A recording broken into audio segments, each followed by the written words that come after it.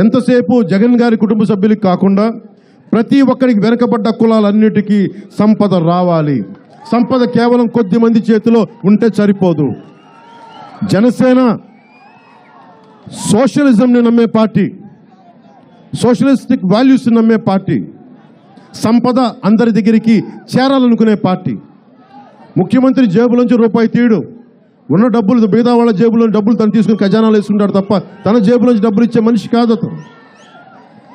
నేను ఇస్తున్నది చాలామంది కష్టపడి సంపాదించింది, విరాళాలుగా ఇచ్చింది, అలాగే నా సొంత సంపాదన పెట్టి ఈరోజున పార్టీ నడుపుతున్నాయి. నేను ఇచ్చిన 30 లక్షల రూపాయలు కూడా ఇలా వచ్చింది.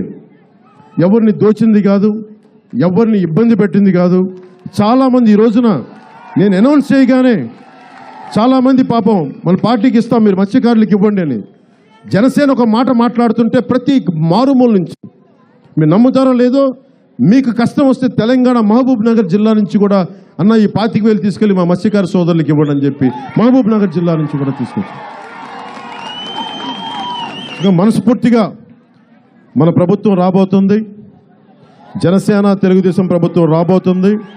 మన బంగారు భవిష్యత్తును మనం నిర్మించుకుందాం, అన్నిటినీ ఎదుర్కొందాం, ఈ వైసీపీ మహమ్మారిని తరిమేద్దామని తెలియజేసుకుంటూ మీ అందరికీ ముఖ్యంగా ఈ కార్యక్రమాన్ని అతి తక్కువ వ్యవధిలో ఆర్గనైజ్ చేసిన మా జనసేన నాయకులందరికీ పేరు పేరున ప్రతి ఒక్కరికి నా హృదయపూర్వక నమస్కారాలు, ధన్యవాదాలు తెలియజేసుకుంటూ, అలాగే ముఖ్యంగా మహిళల భద్రత కోసం మీరు ఏర్పాటు చేసిన ఈ ఫెన్సింగ్ కానీ మా జనసేన పార్టీ నిర్వాహకులకి, ముఖ్యంగా సెక్యూరిటీకి నిర్మిస్తున్న మీకు ప్రతిసారి మీరు ఎంత కష్టపడతారో నాకు చాలా బాగా తెలుసు.